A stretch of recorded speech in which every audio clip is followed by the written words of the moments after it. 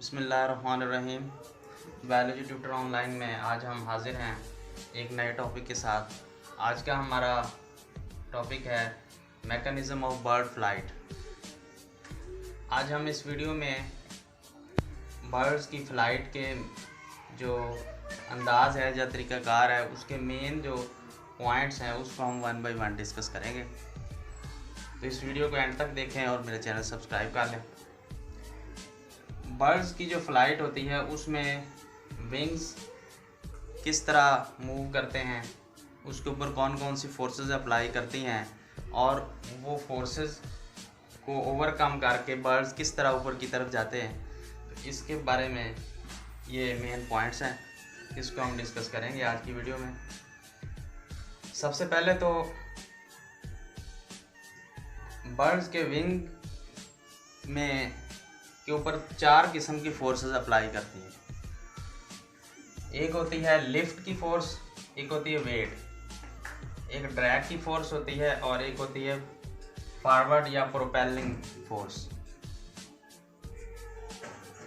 सबसे पहला पॉइंट है लिफ्ट ओवरकम्स वेट। जब बर्ड अपने परों को, विंग्स को नीचे की तरफ मूव करते हैं तो उससे ऊपर एयर स्पेस या एक वैक्यूम पैदा हो जाता है। उस वैक्यूम की वजह से एक लिफ्ट की फोर्स पैदा होती है जो बर्ड की बॉडी को ऊपर की तरफ लिफ्ट करती है। यानी वेट के मुकाबले में लिफ्ट की फोर्स जो है वो ज़्यादा हो जाती है। यानी lift force overcome weight. Lift भी फोर्स है, वेट भी एक फोर्स है। लिफ्ट की फोर्स वेट की फोर्स के ऊपर जो है वो हैवी हो जाती है, यानी उसके ऊपर वो ओवरकम करती है। वेट की फोर्स से लिफ्ट की फोर्स बढ़ जाती है, इसकी वजह से बर्ड जो है वो ऊपर की तरफ टेक ऑफ करता है। दूसरी होती है बर्ड आगे की तरफ कैसे जाता है, तो इसके लिए भी 2 फोर्सेस का मुकाबला होता है। एक प्रोपेलिंग की फोर्स होती है, दूसरी होती है drag force. Drag force bird को पीछे की तरफ धकेलती है और प्रोपेलिंग की फोर्स जो है वो बर्ड को आगे की तरफ धकेलती है। अब जब बर्ड फॉरवर्ड मूव करता है तो उसमें फॉरवर्ड मूवमेंट के दौरान जो प्रोपेलिंग फोर्स है वो ड्रैग फोर्स के ऊपर भारी होती है। अब ये फोर्सेस किस तरह पैदा होती हैं, यानी लिफ्ट की फोर्स वेट के ऊपर कैसे ओवरकम करती है या प्रोपेल की फोर्स ड्रैग फोर्स के ऊपर कैसे ओवरकम करती है। तो इसके लिए जो होता ये है कि यहाँ पे जब ये बर्ड अपने विंग्स को नीचे की तरफ करता है तो यहाँ पे टर्बुलेंस पैदा हो,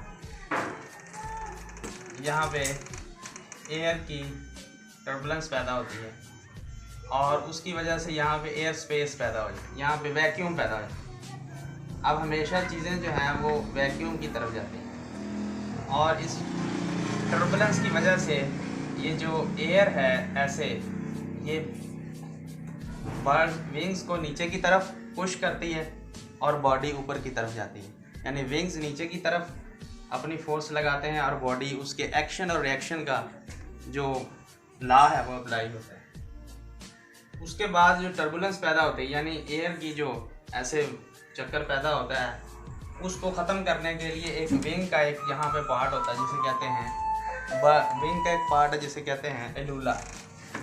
एलुला is a group of feathers which reduce turbulence.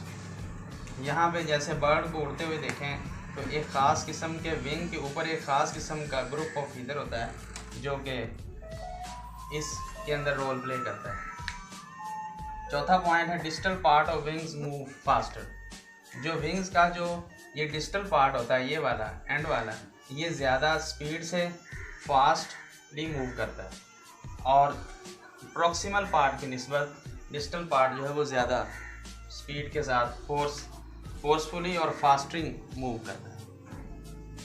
5वां पॉइंट है कि डाउनवर्ड स्ट्रोक जब होता है, यानी बर्ड की जो फ्लाइट में 2 किस्म के स्ट्रोक होते हैं, एक होता है डाउनवर्ड स्ट्रोक, एक होता है रिकवरी स्ट्रोक। डाउनवर्ड स्ट्रोक का मतलब है कि ये नीचे की तरफ जो परिंदे पार अपने मारते हैं उसको डाउनवर्ड स्ट्रोक कहते हैं और जो ऊपर की तरफ वापस बर्ड पार अपने करता है उसको रिकवरी स्ट्रोक कहा जाता है। डाउनवर्ड स्ट्रोक में दो फैक्टर अहम रोल प्ले करते हैं। एक है distal part of Orient downward.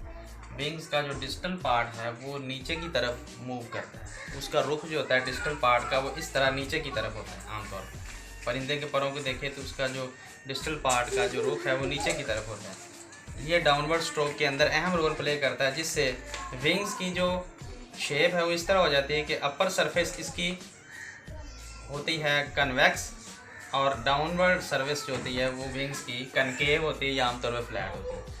Convex होने का ये फ़ायदा होता है कि हवा की जो मज़ामत है वो कम से कम होती है, जिससे हवा नीचे की तरफ ज़्यादा जमा हो जाती है और वो जमा शुदा हवा जो है वो परों को ऊपर की तरफ उठाती है, जिसकी वजह से बॉडी जो है वो ऊपर की तरफ उठती है। तो ये जो है orientation of the distal part of the wing is important in the downward stroke. दूसरा, feathers of the wings overlap. Wings के जो फीदर्स होते हैं वो आपस में एक दूसरे के साथ ओवरलैप किए होते हैं, जिसकी वजह से हवा बहुत कम भी फीदर्स के अंदर जमा होती है, जिसकी वजह से ज़्यादा जो है वो स्पेस पैदा नहीं होती। दूसरा, रोल ऑफ टेल। बर्ड्स की बैलेंस करने में, अपने आप को स्टीयरिंग करने में यानी रुख मोड़ने में, और लैंड करने में यानी नीचे की तरफ रुकने में, नीचे उतरने में टेल का बहुत अहम रोल होता है। टेल जो है ये डायरेक्शन भी फराहम करती है, मूवमेंट के दौरान, फ्लाइट के दौरान डायरेक्शन भी फराहम करती है, और लैंड करते वक्त भी ये एयर ब्रेक का काम करती है।